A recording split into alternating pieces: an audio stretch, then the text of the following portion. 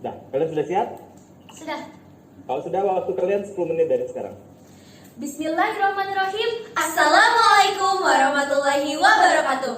Halo, perkenalkan, nama saya Jessica Permata Khadijah. Dan saya Syakira Zia Haura. We are candidate number 14 from Al-Madrasah Al-Mutawassito Al-Islamiyah Al-Hukumiyah Al-Thalitha Asyarah, Jakarta. Sanuridul Mukhtarahunna, the result of my proposal in the field of social humanity with the title Strategi Orang Tua dalam Membimbing Pembelajaran Jarak Jauh Peserta Didik Disabilitas. We start with the first chapter, which is background. The COVID-19 pandemic affect learning in school, so the government imposes remote learning. Sistem pembelajaran daring atau dalam jaringan merupakan sistem pembelajaran tanpa tatap muka secara langsung antara guru dan peserta didik, tetapi dilakukan melalui online. Salah satunya Sekolah Luar Biasa BC Sumber Budi Jakarta Selatan yang menjadi sekolah penelitian. SLBB diperuntukkan bagi penyintas tunarungu, sedangkan SLBC diperuntukkan bagi penyintas tunagrahita. The role of parents in guiding remote learning toward children with disabilities has different challenges to be compared with general children. Peneliti sebagai pelajar yang melakukan PJJ saja sering merasakan kesulitan, apalagi peserta didik disabilitas akan lebih sulit dalam memahami materi pembelajaran yang diberikan oleh guru. Karena hal tersebutlah peneliti sangat tertarik mengadakan penelitian untuk mengetahui apa strategi orang tua dalam membimbing pembelajaran jarak jauh peserta didik disabilitas, khususnya di SLBBC Sumber Budi Jakarta Selatan. In accordance with the hadith narrated by Abu Hurairah radhiyallahu anhu, Rasulullah sallallahu alaihi wasallam said, "Innallaha la yanzuru ila suwarikum wa amwalikum, walakinnallaha yanzuru ila qulubikum wa a'malikum." Which means, verily Allah doesn't look at your appearance and your set, but Allah look at your heart and your deed. Historical hadith by Abu Muslim and Ibnu Majah. Lalu, rumusan masalahnya adalah bagaimana strategi orang tua dalam membimbing anak berkebutuhan khusus melaksanakan PJJ yang menjadi peserta didik di Sekolah Luar Biasa BC Sumber Budi. Berikut landasan teori. Pertama, pengertian strategi pembelajaran. Strategi pembelajaran adalah pengorganisasian isi pelajaran, penyampaian pelajaran, dan pengelolaan kegiatan pembelajaran dengan menggunakan berbagai sumber belajar yang digunakan oleh guru menunjang terciptanya proses pembelajaran yang efektif dan efisien. Selanjutnya ialah macam-macam strategi pembelajaran. Ada beberapa macam strategi pembelajaran yang harus dilakukan oleh seorang guru. Di antaranya, pertama, strategi pembelajaran ekspositori. Kedua, strategi pembelajaran inquiry. Ketiga, strategi pembelajaran berbasis masalah. Keempat, strategi pembelajaran peningkatan kemampuan berpikir. Kelima, strategi pembelajaran kooperatif. Keenam, strategi pembelajaran kontekstual. Dan yang terakhir, strategi pembelajaran afektif. Poin selanjutnya ialah peran orang tua. Peran orang tua merupakan cara yang digunakan oleh orang tua yang berkaitan dengan pandangan mengenai tugas yang harus dijalankan dalam mengasuh anak. Selanjutnya ada pembelajaran jarak jauh anak. Jarak jauh anak memungkinkan terjadi interaksi antara pengajar dengan pembelajar dengan menyesuaikan mengenai tugas yang harus dijalankan dalam mengasuh anak. Selanjutnya, anak disabilitas. Menurut Undang-Undang Nomor 8 Tahun 2016, penyandang disabilitas adalah setiap orang yang memiliki keterbatasan fisik, intelektual, dan mental yang mengalami hambatan dan keterbatasan untuk berpartisipasi dalam lingkungan. Pembelajaran jarak jauh. Pembelajaran jarak jauh adalah di mana seseorang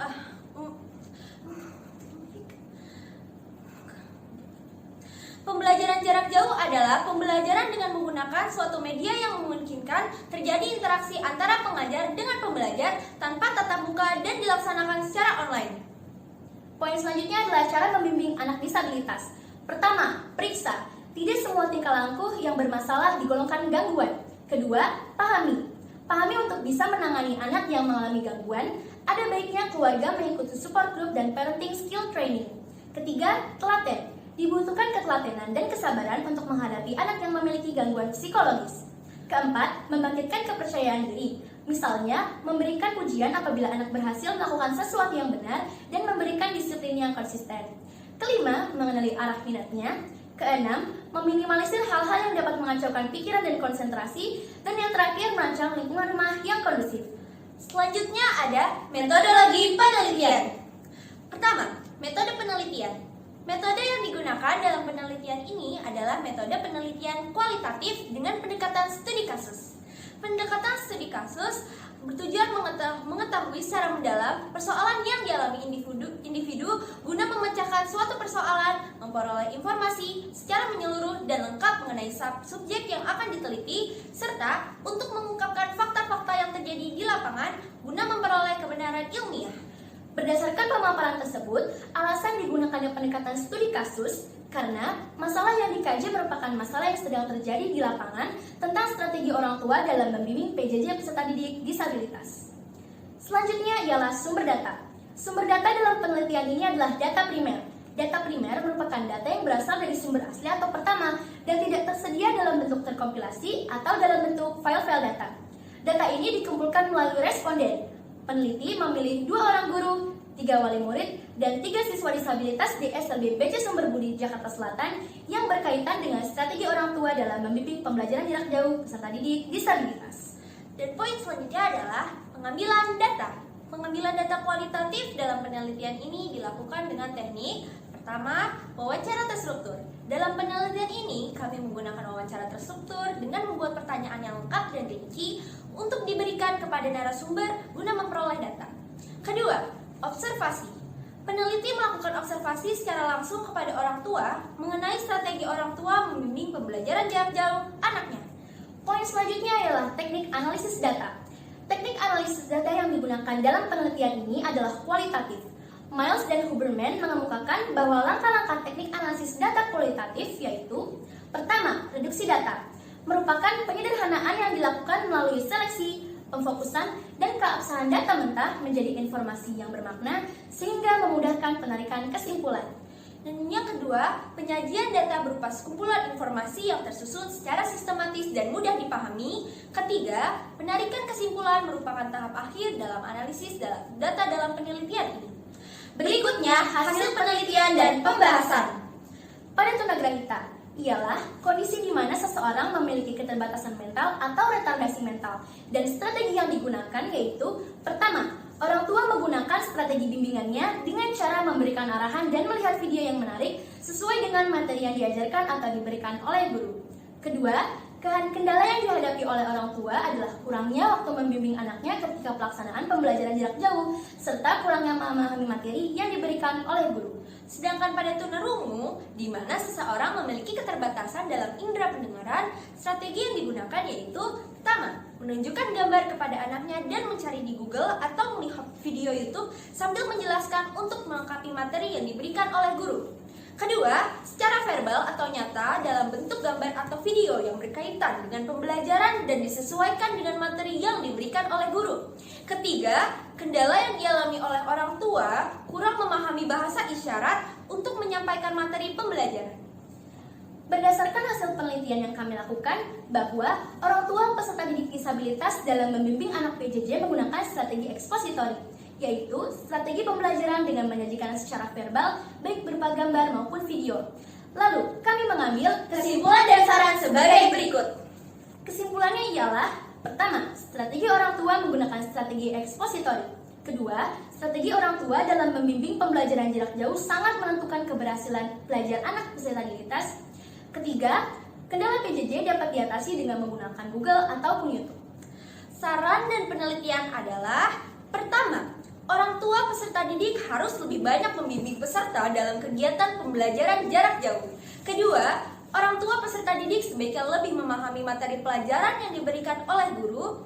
Ketiga, pihak sekolah dalam memberikan tugas harus lebih bervariasi baik dalam penggunaan strategi maupun media pembelajaran. Keempat, Kementerian Agama Republik Indonesia agar membuka madrasah luar biasa atau disebut MLB. Setelah kami melihat para orang tua peserta didik sekolah luar biasa yang membimbing anaknya dalam melaksanakan PJJ dan dengan begitu sabar menghadapi berbagai tantangan yang tentu saja berbeda dengan anak pada umumnya, maka memang benarlah firman Allah yaitu: La yukallifullahu nafsan illa wus'aha, yang artinya Allah tidak membebani seseorang melainkan sesuai dengan kesanggupannya. Quran Surat Al-Baqarah ayat 286. That's all from us. Syukran ala ikhtimamikum. Wabillahi taufiq wal hidayah. Wassalamualaikum warahmatullahi wabarakatuh. MTSN 13 Jakarta Jaya. Waalaikumsalam warahmatullahi wabarakatuh. Ya, selamat ya buat tim mayoritas dari MTSN 13 Jakarta ya. Ada Jessica dan Syakira yang sudah sampai pada tahap ini, tahap grand finalis ya. Ini sudah sebuah pencapaian yang luar biasa bagi kalian tentunya ya. Kita lanjut saja untuk tanya jawab. Di sini ada Kak Maila dan Kak Al. Belum nanti saya mungkin bertanya juga. Silakan. Saya perlu Kak Al dulu kali ya. Silakan Kak Al. Ya, selamat buat Jessica dan Syakira ya. Ini pencapaian luar biasa begitu. Saya cukup bangga sebetulnya dengan ide kalian karena saya yang pertama kali mereview proposal kalian dan mempromosikan untuk dilanjutkan ke grand final begitu. Nah, sebetulnya ekspektasi saya itu cukup tinggi juga karena adik-adik ini kan anak Jakarta gitu ya, punya keleluasaan dan mungkin kelebihan dari segi akses ya dan lain-lain dibandingkan dengan teman-teman di luar Jakarta. Saya pengen nanya dulu, adik-adik puas nggak dengan laporan penelitian yang adik setorkan ke panitia? Alhamdulillah puas Kak. Puas ya? Nah, ini saya sedikit berbeda, saya malah belum puas nih gitu. Jadi saya menilai ada gap begitu ya, dari kalau adik-adik punya kemampuan presentasi yang sangat luar biasa ya. Adik-adik memadukan bahkan 3 bahasa tadi ya, bahasa Inggris, kemudian bahasa Indonesia dan ada bahasa menggunakan bahasa simbol tunarungu begitu ya. Nah, so adik-adik juga dalam proposal itu cukup baik juga karena saya melihat adik-adik dilengkapi dengan landasan teori ya dan kajian pustaka yang cukup kalau menurut saya untuk kelas sanawiyah. Jadi di bab 2 itu adik-adik tadi juga dipresentasi dirinci landasan teorinya, ada konsep ya A B C D begitu, bukan sampai berapa begitu. Kemudian juga dilengkapi dengan kajian hasil penelitian terdahulu yang relevan ya. Ada 3 ya kalau tidak salah ya, ada 3. Meskipun saya agak mungkin sebelum nanti ke inti pertanyaan saya, itu adik-adik kan ada perbedaan, ada persamaan. Maksudnya apa deh ya di kajian terdahulu itu? Baik, terima kasih Kak untuk pertanyaannya. Kalau dari perbedaan dan persamaan itu kami membandingkan antara penelitian ya dari penelitian relevan dengan penelitian kami begitu. Jadi untuk perbedaan dan persamaan kami bandingkan dengan penelitian relevan dengan punya kami. Begitu Kak. Siap. Kemudian, nah ini intinya ya yang tadi saya panjang lebar. Adik-adik apa sih kesulitan adik-adik dalam menuliskan ya? Karena saya lihat di dalam laporan itu adik-adik hanya menuliskan 3 lembar, 3 halaman saja mengenai hasil ya. Pembahasannya makan belum kalau menurut saya begitu. Coba deh, mungkin kalau nanti adik-adik setelah ini dibuka lagi, saya catat halaman 19 ya, itu hanya 3 halaman saja hasil wawancara mendalam begitu. Padahal adik-adik tadi sudah mempersiapkan dengan teori konsep begitu kan, bahkan sudah ada 3 kajian sebelumnya yang adik-adik lihat gitu. Nah, apa ya yang menjadi alasan atau kesulitan adik kenapa tidak sempat dibahas dengan detail gitu? Baik, terima kasih untuk pertanyaannya. Bismillahirrahmanirrahim. Izinkan saya menjawab pertanyaan tersebut. Menurut kami berdua kesulitannya adalah mungkin dari waktu kompetisi ini, karena menurut kami cukup singkat, jadi kami masih kurang adanya waktu untuk menelaah lebih lanjut tentang penelitian kami, dan juga kami ada beberapa waktu observasi yang menurut kami kurang cukup puas karena ada beberapa kendala seperti itu. Jadi itu dia kendala-kendalanya Kak dari kami berdua. Oke, adik-adik masih punya antusias nggak untuk pasca penjurian ini untuk memperbaiki, melengkapi begitu ya dari hasil penelitian Ade kemudian menggunakan tadi ya teori, konsep dan juga hasil penelitian dielaborasi sehingga bukan sekedar hanya menjawab pertanyaan penelitian secara singkat, tetapi juga ada apa ya, ada analisisnya gitu deh. Masih antusiasnya? Siap, antusias Kak. Oke ya, nah ini mohon dicatat kamu Novi. Oke, selamat deh ya, terima kasih ya. Terima kasih Kali, terima kasih Kali. Ya, baik Jessica dan Syakira, silakan berikutnya Kak Maila. Oke, terima kasih. Syukran ala ikhtimanikum. Ya, terima kasih atas kesempatannya untuk bertanya. Ya, kakak mau bertanya ya, ini sebenarnya kan dua kasus yang berbeda ya antara SLBB dan C. Ya, SLBB itu tunarungu kan? Iya, betul Kak. SLBC itu tunagrahita. Iya, betul Kak. Nah, ini keduanya mereka ini memiliki butuh treatment yang berbeda. Nah, oleh karena itu sampelnya penting sekali di sini. Nah, ketika memutuskan sampel, apakah ini menjadi bahan pertimbangan? Berapa yang sampel berasal dari orang tua yang memiliki anak tunarungu dan berapa yang tunagrahita? Baik, terima kasih Kamaila untuk pertanyaannya. Saya akan menjawab pertanyaan dari Kamaila. Tentu menurut kami menjadi pertimbangan sekali karena kami sendiri berkonsultasi dengan guru-guru di sana, terutama di sekolah luar biasa tersebut, bagaimana saja atau siapa sajakah orang tua yang sekiranya kami cukup mudah untuk mintai data-datanya, kami untuk wawancari dan observasi seperti itu.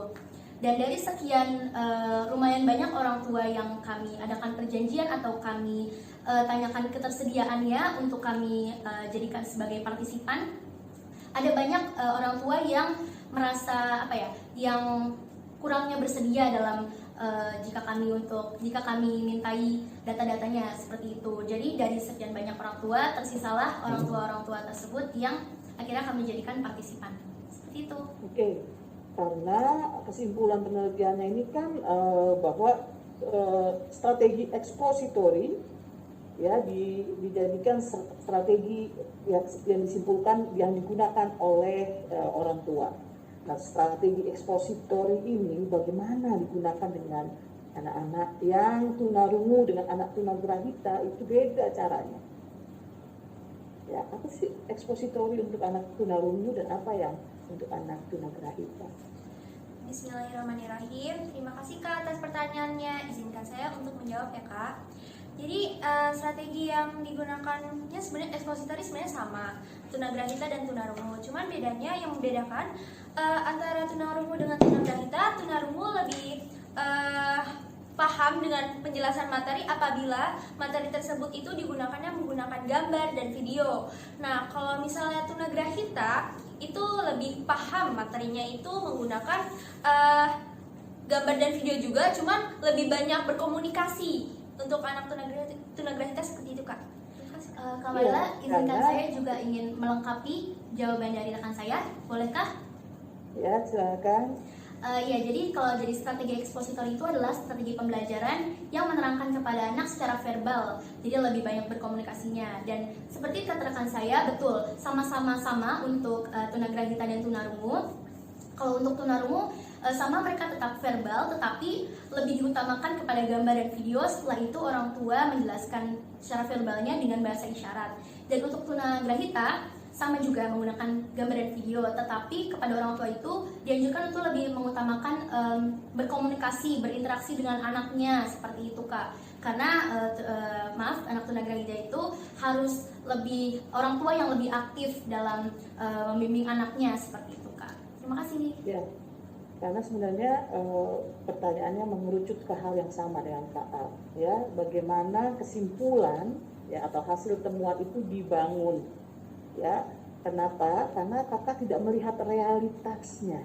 Nah, penelitian itu adalah menyimpulkan dari realitas, bukan menyimpulkan apa kata penelitian sebelumnya saja, tapi apa realitasnya, faktanya apa. Nah, oleh karena itu, sampelnya apa itu yang dilihat, wawancaranya siapa itu yang akan dilihat. Nah, itu yang harus disampaikan ketika kita memaparkan data. bagaimana kesimpulan bahwa ini adalah strategi ekspositori itu dari mana kesimpulan itu bisa lahir. Ya, karena saya menyaksikannya karena waktu yang singkat tapi bisa mengambil kesimpulan bahwa expository, ya itu satu hal. Yang kedua, penggunaan istilahnya belum tepat. Ya, disabilitas itu memang untuk yang memiliki cacat fisik. Tetapi tunagrahita itu disebut sebagai special needs atau anak berkebutuhan khusus karena mereka adalah gangguan belajar. Ya, nah itu makanya nanti judulnya dan lain-lain ini menjadi perhatian. Mengapa kakak bertanya tentang sampel? Karena ini dua hal yang berbeda. Kecuali kalau SLBA dengan B, yaitu dua-duanya tuna fisik. Ya, tapi ini yang satu tunanya yang fisik, satu gangguan belajar. Nah ini bukan apple dengan apple, tapi apple dengan orange. Yang satu disabilitas, yang satu lagi special needs. Nah ini kita perlu penting sekali ketika kita mau memajukan kasus bahwa kasusnya itu kalau berbeda berarti kita akan mengcompare. Nah ini kita menyamakan tetapi dua hal yang berbeda. Nah jadi gimana kesimpulannya dibangun itu makanya pertanyaan kakak, gimana ya anak bisa mengambil kesimpulan yang sama ketika dua hal yang berbeda diteliti. Gitu. Terima kasih ya, semangat terus, luar biasa. Terima kasih banyak Kak Maila.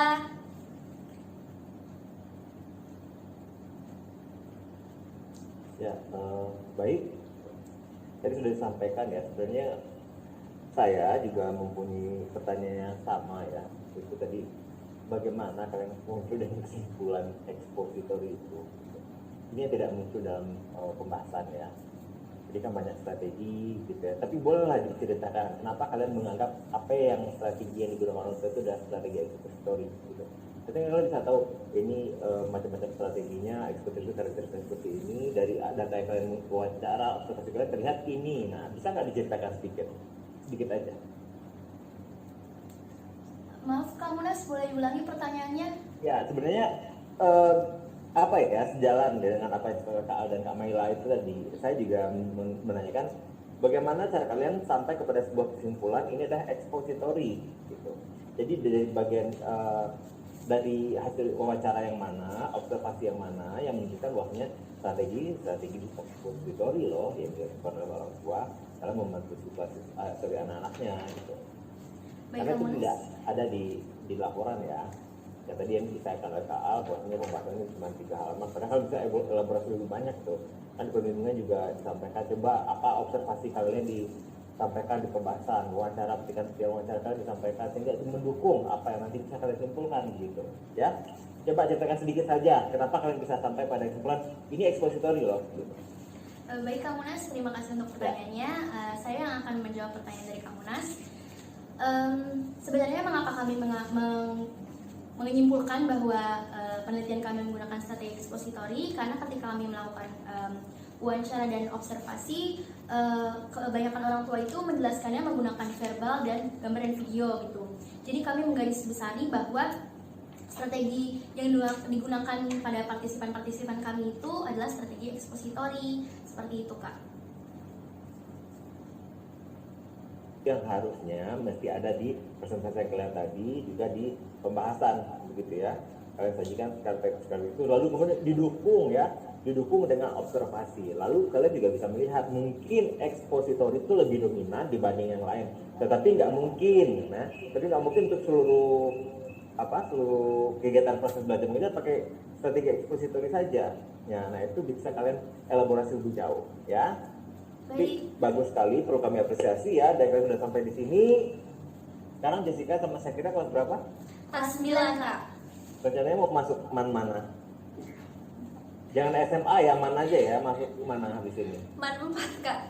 Iya insya Allah man 4 atau Man man 4. 10 atau man 19. Man 4 itu bisa minta surat pengantar dari Pak Direktur ya. Insya Allah kalau ke man 4 aja sih, insya Allah kalian bisa masuk itu. Amin. Jalur prestasi ya. Bagi finalis Myres kalian bisa masuk ya. Nanti bisa hubungin kakak di KSKK, Pak Direktur juga ya. Baik, makasih Kak Munas. Ya, selamat ya. Kita tutup dulu untuk sesi kalian, udah luar biasa sekali. Assalamualaikum warahmatullahi wabarakatuh. Waalaikumsalam warahmatullahi wabarakatuh. Ya, kalian boleh leave group ya.